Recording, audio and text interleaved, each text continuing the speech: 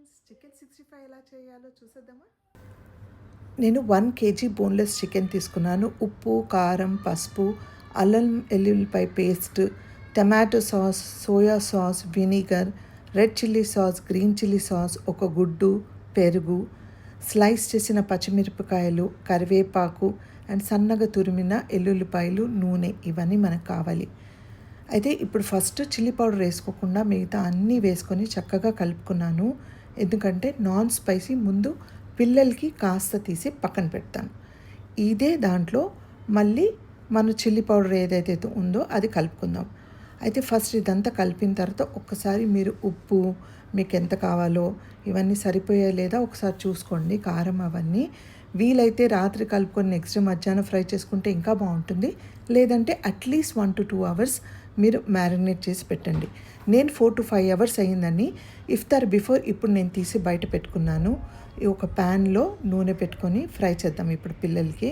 First non spicy చేస్తున్నాను. అయితే this is the healthy version. ఏంటంటే దీంట్లో నేను కార్న్ ఫ్లోర్ కానీ దీంట్లో నేను టేస్టింగ్ పౌడర్ కానీ కలర్ కానీ ఏమీ కలపలేదు కాబట్టి పిల్లలకి ఎంత తిన్నా పర్వాలేదు. So it's a healthy version of chicken 65. ఇట్లా గోల్డెన్ బ్రౌన్ కలర్లో వచ్చే వరకు ఫ్రై చేసుకొని తీసి పక్కన పెట్టుకున్నాను. ఇదే ఆయిల్లో మన స్పైసీ కూడా వేసి ఫ్రై చేసుకున్నాను. అయితే చక్కగా ఒక 2-3 టైమ్స్ అంటే ఓపెన్గా వేసి ఫ్రై చేయండి. ఒకేసారి వేస్తే చక్కగా ఫ్రై అవ్వదు. అంతా చక్కగా ఫ్రై చేసిన తర్వాత పక్కన తీసి పెట్టుకోండి. ఇప్పుడు నేను వేరే ప్యాన్ పెట్టుకున్నాను.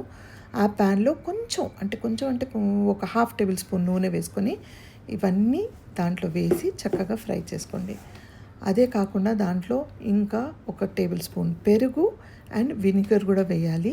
65 వేసి చక్కగా కలుపుకోండి.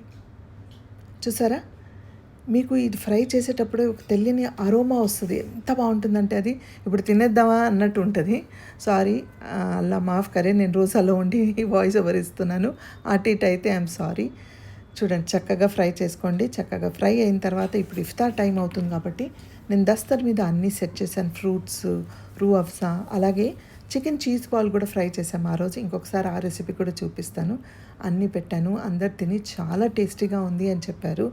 సో మీ అందరి కోసం ఇప్పుడు నేను మళ్ళీ టేస్ట్ చేస్తున్నాను. ఓకే, అల్హమ్దులిల్లా ఆ రోజు నా రోజా చాలా మంచిగా అయ్యింది.